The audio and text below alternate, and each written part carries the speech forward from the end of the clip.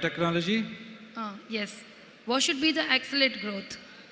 See, coming back to the same question that you have asked about the Yes. R&D investment, Absolutely, sir. or about the education system, I think the question on biotechnology is also very relevant. See, biotechnology, definitely we are far behind. And if you look at the new therapies that are emerging, most of them are biologicals. Every year, if you are looking at the new drugs that are getting approved, more than 50% of the drugs are biologicals. No more small molecules. So, is India ready for the biotechnology or biologicals? The answer is big no. The reason is we do not have the right ecosystem, or we do not have the right R&D capability at this point, and the way how we are with the generic industry.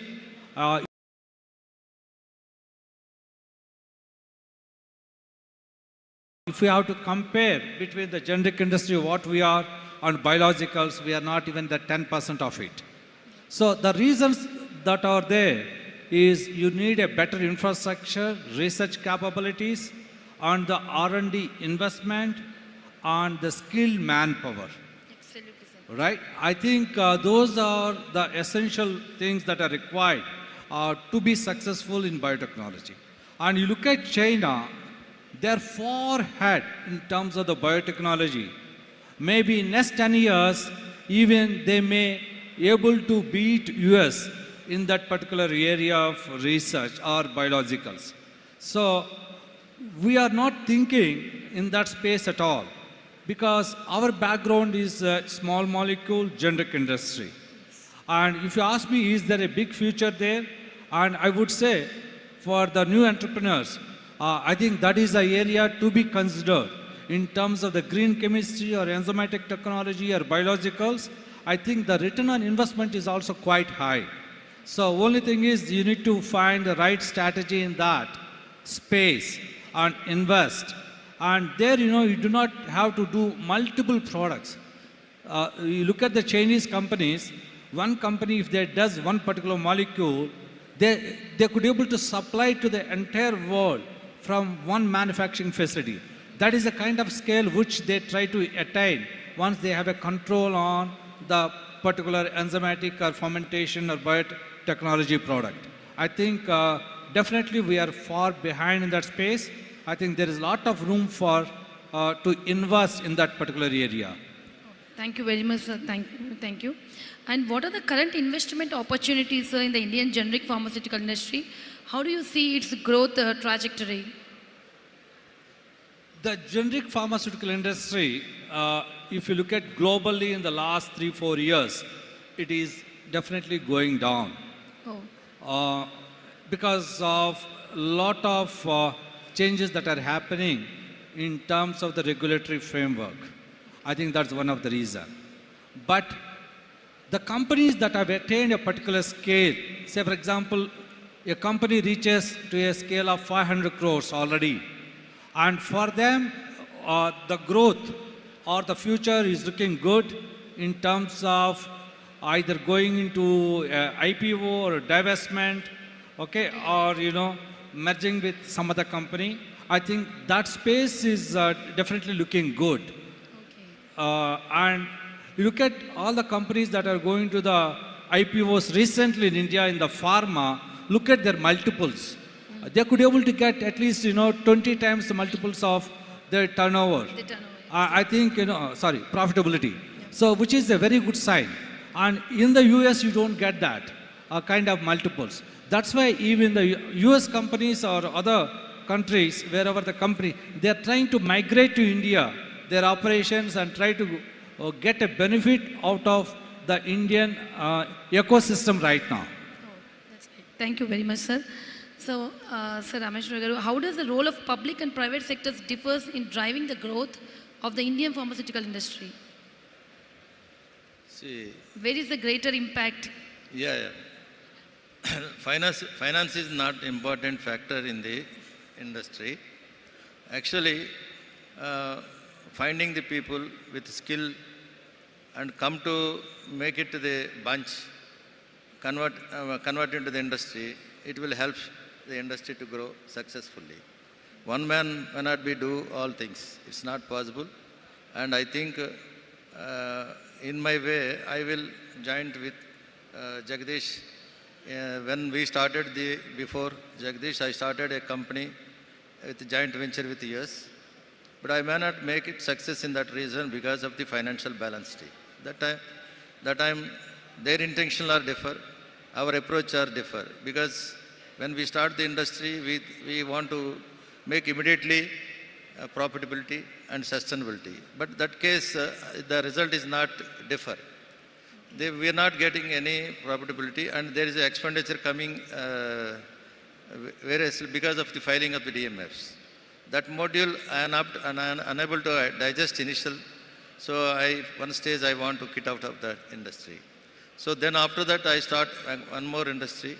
I thought that without proper experience, without proper guidance, we cannot reach to the goals. And the beginning itself also we can have that type of pathway in our approach. So I approached Jagdish. Whatever the expectation with Jagdish, I want to utilize. Whatever the expectation my side, it will be useful to the Jagdish to convert into the good model of business. So we succeeded in the line. We started Educo Biofor as a joint venture together, and we filed more than 50 DMFs, and we are produced very successfully. Some of the molecules unique, some of the molecules are bulk also. As the Jagdish model is that small sector, our is the bulk sector. It will help to two companies to grow together and reach to the next level of operation. So we are going further ahead, and we are starting one more joint company for the expansion of this. So purely designed for the bulk. Great, sir. So Thank you. this is one of the submissions. Thank you very much, sir. Thank you a lot. Sir, what factors influence valuation in the Indian pharmaceutical industry, sir? How do they compare with global benchmarks?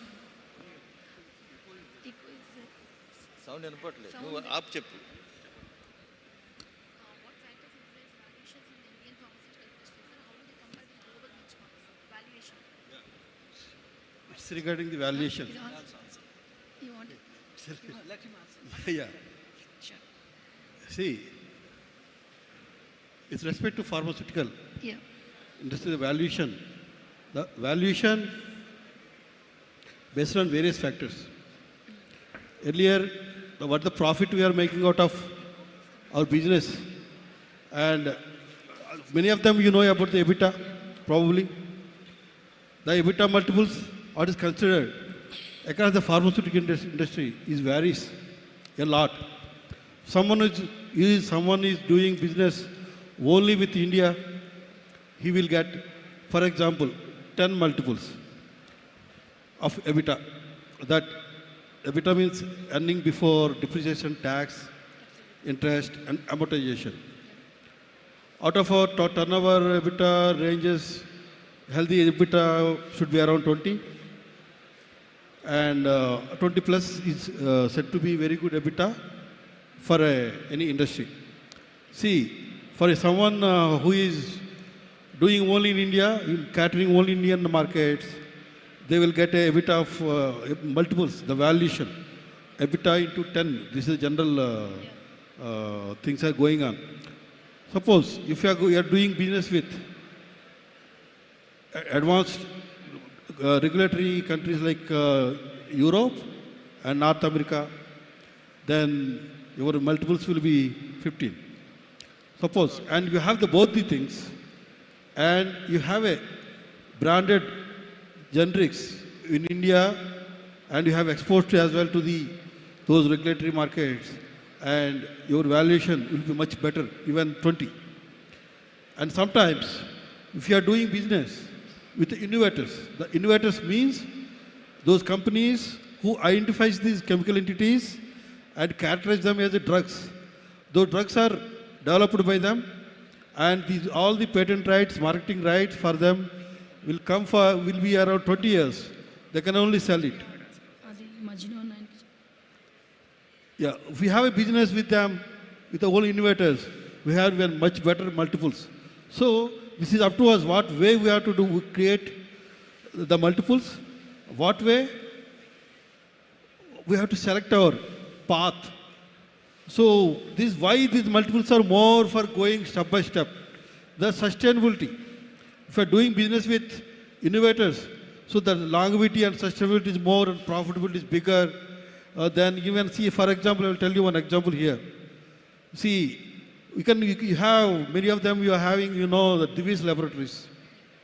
And you can go to the product list of Divi's laboratories and they have some kind of a products. At the same time, similar products, they are manufactured by some small company, but they are not able to cater to the markets where Divi is able to cater. Divi is enjoying around 30% of EBITDA, where these local companies, where they don't have a reach of those markets because of various regulations, because of various infrastructure, but R&D base, various factors. So they cannot get. So how you pitch our company into that, that's more important. That's how we can create wealth out of the valuation. Yeah. Thank you very much, sir. Sir, you would like to add some point to this? Yeah, the valuation of a company, I think it all depends on the business model,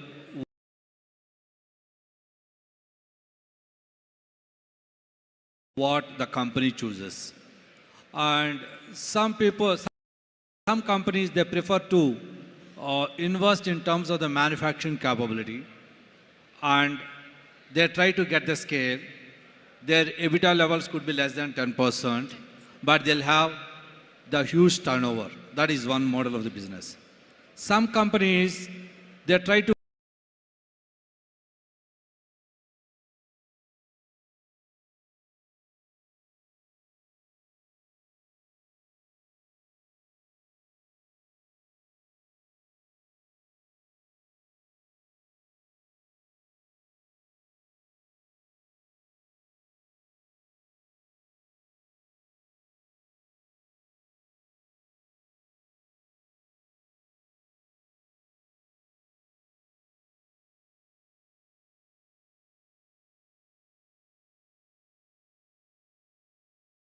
invest into the R&D, research, and the business models, how much you invest into the research. And then it also depends on the markets that you operate, and it also depends about the customers that you work with. Do you have the long-term contract, short-term contract? Are you working for the innovators? All that matters a lot in the generic space, in the pharmaceutical space. So, yes, pharma, everyone is looking, pharma is a very good investment opportunity because the returns are very high and the valuations are very high. But one should have the patience to wait for at least 10 years in pharma. Pharma is not like, IT industry where you can invest and then exit within a year or 3. In pharma, it is not possible. So pharma is a long-term game. You, sir. That is my next question. What are the options to exit from the industry after the, The options, if you look at even in our community as pharma entrepreneurs, I think when we start, I think, no one thinks about how to exit. Exit is also a path. So, everyone thinks, pharma is for themselves or the next generation or for the next generation. It becomes a kind of a family business for most of them. But, once you reach a particular stage, one has to think about how to exit. You have to create a value. And the creation of value may take 10 years. And after that, one has to see how to exit. Exit could be either bringing a private equity at some point, or 100% exit, or taking to the IPO. And each level, the multiples, what you get is different. And today, any pharma stock that has come into the IPO, they are definitely performing very well in terms of the stock performance. I think that way there is a lot of opportunity. But just manufacturing as a platform, I don't think you get a great valuation. because their EBITDA levels cannot cross more than 10%, and at the same time, their valuation, I don't think it will touch even 10 times of their profits. I think that is where every pharma entrepreneur, I think, they need to think about the future, continuously invest into the R&D. And if you look at my company, I think we invest almost like a 15% of the turnover back into the R&D. And pretty much I started in the year, Apta started in 2007. Okay? Great to know, sir. But Great. I don't have a manufacturing facility. These two gentlemen, they're capable of creating facility. Every year they keep on constructing the facilities. That is their strength. Whereas if you ask me, I cannot create the facility. But what my advantage, I R&D invest into expertise. the research, create intellectual property, and I file the drug master files to the USDA, US FDA, and my valuation is more on the intellectual property side. Great. Good to I know, think sir. every company has to have a different Yeah, models. different And there is a great opportunity for the pharma entrepreneurs to create a wealth and a valuation. Yeah, great, sir. Great. Good to know from you, sir. And the last question, with the rise of CRAMS, that contract research and manufacturing services, is India positioned as a global leader? And what challenges need to be addressed? Yeah. See, CRAMS means Contract Research and Manufacturing Services. So this is a term which has become very popular in the recent times. Recent times, yeah. The reason is India will be touching around 15 to 20 billion dollars in the next 3 to 4 years in the area of CRAMS business. All these years, the dominant players in the CRAMS is Chinese. All the multinationals, they want to reduce their cost of research. So what they do is they create intellectual property in US or other places around the world, and then after a point, they outsource their research to the companies like India or China. And because now after the COVID, none of the MNCs are preferring China. So India has become a big attraction in the area of CRAMS now.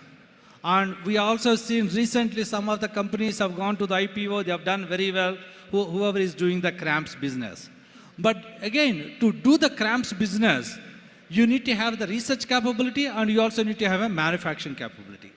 And at the same time, there is a lot of skill development that is required to do the CRAMS business.